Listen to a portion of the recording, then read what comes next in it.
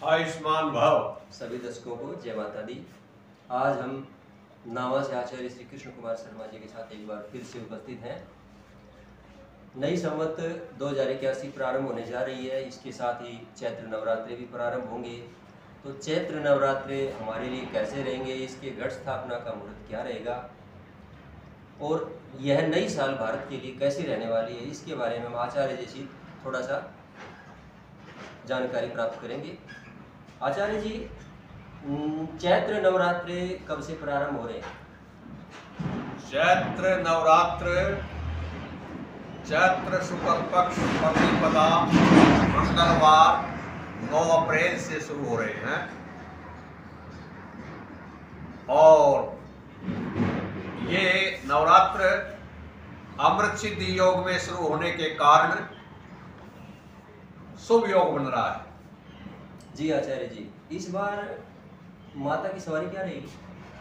माता इस बार घोड़े पर सवार होकर आएगी, जिसका प्रतिफल या यूं कहें कि जिसका फल राजनीति परिवेश में जहां उथल पुथल भरा रहेगा, राजनीति के गलियारों में जहां चर्चा बनी रहेगी, वहीं कुछ स्थानों में सत्ता परिवर्तन के योग भी बन रहे हैं। माता किस वाहन से आ रही है, ये आप कैसे निर्धारित करते हैं? ये तो ज्योतिष शास्त्र के नियमानुसार, उस गणित के अनुसार, जब ब्रह्मा जी ने सृष्टि की रचना की थी तो चैत्र मास के शुक्ल पक्ष के प्रथम दिन प्रतिपदा को जो वार होता है, उस वार के अनुसार ही माता की सवारी का निर्धारण होता है। यानी मंगलवार वार होने से माता घोड़े पर चढ़कर आएगी। आचार्य जी, अश्व पर आने से क्या प्रभाव होगा? अभी मैंने आपको बताया था कि अश्व पर आने से एक तरफ जहां राजनीति परिवेश में उतार चढ़ाव देखने को मिलेगा, वहीं माता का घोड़े पर चढ़कर आना प्राकृतिक आपदाओं का संकेत भी दे रहा है आने वाले वर्ष में, यानी संवत 2081। प्राकृतिक आपदाएं से हमारा आशय अतिवृष्टि, कुछ स्थानों में विश्व में कहीं भी तूफान, भूकंप आदि। इसका हम क्या भारत में ही इसका क्या प्रभाव होगा, ये बताने में क्या? भारत में इसका प्रभाव अतिवृष्टि के रूप में भी देखने को मिलेगा और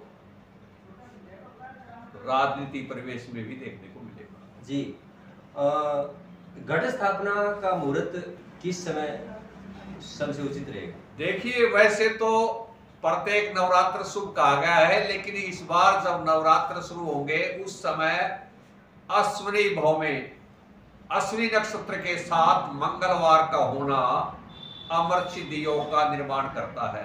अतः अमृत सिद्धि योग में नवरात्र आरंभ होने से घट स्थापना के लिए कोई मुहूर्त की ज्यादा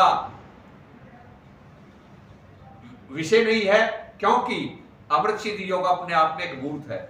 फिर भी प्रातः काल सुबह 6:11 से 10:21 तक घट स्थापना श्रेष्ठ रहेगा, क्योंकि देवी भागवत पुराण के अनुसार माता का घट स्थापना मुहूर्त प्रातः काल सबसे श्रेष्ठ कहा गया है। इसके बाद में एक विशेष मुहूर्त अभिजित दिन में 11:57 से प्रारंभ होगा और दोपहर 12:48 तक ये भी घट स्थापना के लिए श्रेष्ठ मुहूर्त कहा गया है। किसी कारणवश से यदि प्रातः काल के मुहूर्त में घट स्थापना नहीं हो पाती है तो चिंता का विषय नहीं।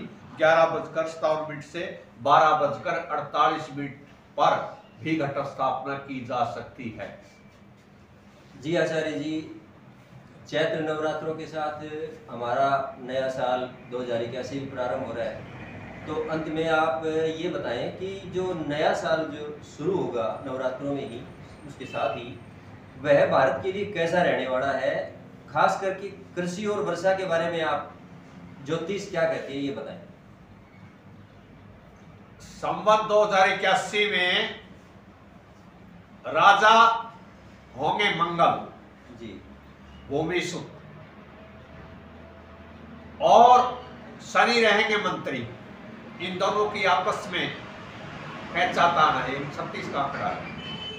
तो दोनों का फल प्रतिफल विपरीत रहेगा, या यूं कहें कि दोनों ही प्राकृतिक सिस्टम से जुड़े हुए, यानी इसको सारांश में ये कहें कि ये दोनों ही प्राकृतिक आपदाओं के संकेत हैं। विश्व में कहीं भी अकल्पित घटनाओं का संकेत दे रहे पूरे साल में।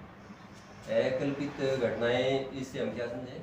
इससे आप समझो, इसका कारण यह है कि ज्योतिष इस तरह का प्रकाश यही डालती है कि अकल्पित घटनाओं में वे चीजें जो आज हमारे दिमाग में नहीं है और यथा समय आने पर घट जाती है, वो अकल्पित की श्रेणी में आती है, जैसे अतिवृष्टि, भूकंप, तूफान। जी आचार्य जी, इसके अतिरिक्त अगर आप इसके बारे में थोड़ा सा और बताएं तो। इसके बारे में संक्षेप में मैं आपको यही कहना चाहूंगा कि समय निवासो रजक घर, धोबी के घर में समय का वास है, तत्फलम, उसका फल अच्छी बरसात के योग है। इसके अलावा रोहिणी निवास, तट पर, समुद्र तट पर रोहिणी का वास होने से भी अच्छी वर्षा के योग बन रहे हैं। इन सभी ज्योतिष के कारकों और घटकों को देखते हुए हम ये कह सकते हैं कि इस बार मानसून सामान्य से ज्यादा रहेगा, यानी संवत 2081 में बादल जमकर बरसेंगे। जी आचार्य।